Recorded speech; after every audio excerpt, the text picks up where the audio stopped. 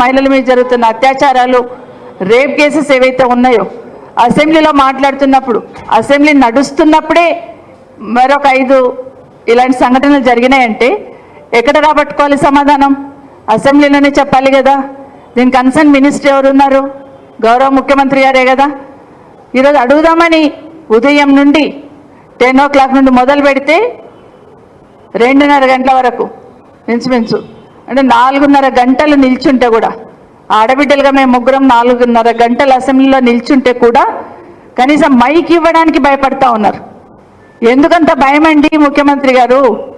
ఆడబిడ్డలకు మైక్ ఇస్తే వాస్తవమే మాట్లాడతారు. ఏది తిమ్మిని పంపించేసే శక్తి ఆడబిడ్డలకు ఉండదు. వాస్తవం మాట్లాడే ప్రయత్నమే చేస్తూ ఉంటాం. కానీ ఈరోజు మైక్ ఇవ్వడానికి నిజంగానే చరిత్రలో ఉండిపోతుంది.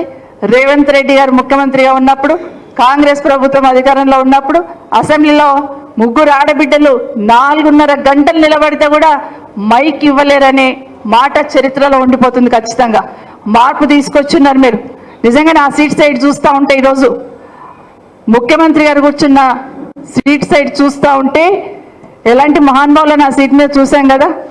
ఒక రాజశేఖర రెడ్డి గారిని చూసాం, చంద్రబాబు నాయుడు గారిని చూసాం, కేసీఆర్ గారిని చూస్తున్నాం, రోషయ్య గారిని చూసాం, కిరణ్ కుమార్ రెడ్డిని చూసాం. ఇంతమంది ముఖ్యమంత్రులను అక్కడ చూశాను కదా.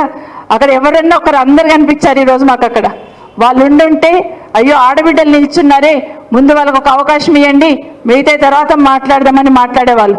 కానీ మేము నిల్చుంటే వాళ్ళ మొహాలలో రాక్షసానందం కనిపించింది. ఆశ్చర్యం వేసింది నాకు. ఒక్కరికైనా కనీసం ఒక్కరికైనా గిల్టీగా ఫీల్ అవ్వలేదు.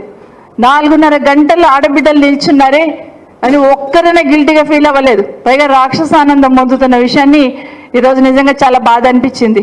నిజంగా చాలా ఈరోజు ఒక విషయంలో ఈరోజు ఎస్సీ వర్గీకరణ ఏదైతే ఉందో ఆ రోజు, ఈరోజే కాదు 40-50 సంవత్సరాల నుండి నేను ఇందిరారెడ్డి గారు ఉన్నప్పుడు కూడా చూసేదాన్ని.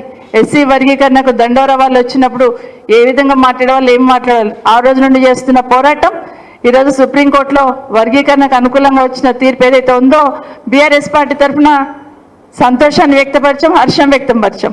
ఎందుకంటే కేసీఆర్ గారు కూడా వారు ముఖ్యమంత్రిగా ఉన్నప్పుడు